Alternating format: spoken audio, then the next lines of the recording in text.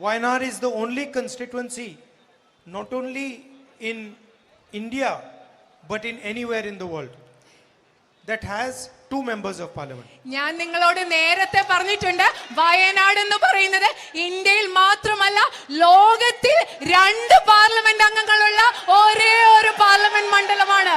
You have one unofficial member of parliament. നിങ്ങൾക്കൊരു അനൗദ്യോഗിക ജനപ്രതിനിധിയുണ്ട്. And hopefully you will have one official member of parliament. നിങ്ങൾക്ക് അടുത്ത ഒരു ഔദ്യോഗിക parliament പ്രതിനിധി ഇവിടെ ഉണ്ടാകും. So you will see both of us raising Wayanad's issues in parliament. You will see both of us fighting for your issues in parliament. ഞങ്ങൾ രണ്ടുപേരും വയനാടിന്റെ പ്രശ്നങ്ങൾ പാർലമെന്റിൽ ഉയർത്തുന്നത് കാണും. ഞങ്ങൾ രണ്ടുപേരും ഒരുമിച്ച് നിന്ന് വയനാടിന്റെ പ്രശ്നങ്ങൾ പരിഹരിക്കാൻ വേണ്ടി പോരാടുന്നത് നിങ്ങൾ കാണും. I'd like to once again thank you for the tremendous love and affection that you have always shown me. നിങ്ങൾ എനിക്ക് എല്ലായ്പ്പോഴും തന്നിട്ടുള്ള വളരെ വലിയ അതിരില്ലാത്ത സ്നേഹത്തിന്, ഇഷ്ടത്തിന് ഞാൻ ഒരിക്കൽ കൂടി നിങ്ങളോട് നന്ദി പറയുകയാണ്. And I told my sister this morning that I want her to take up one challenge.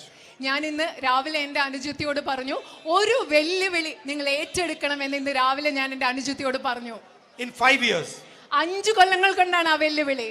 that Wayanad's name should be recognizable as a tourist destination, not only in India but in the entire world. ആ വെല്ലുവിളി എന്താണെന്ന് അറിയാമോ? വയനാടിന്റെ പേര് ഏറ്റവും മികച്ച വിനോദസഞ്ചാര കേന്ദ്രമായി ഇന്ത്യയിൽ മാത്രമല്ല ലോകം മുഴുവൻ അറിയണം എന്ന വെല്ലുവിളി.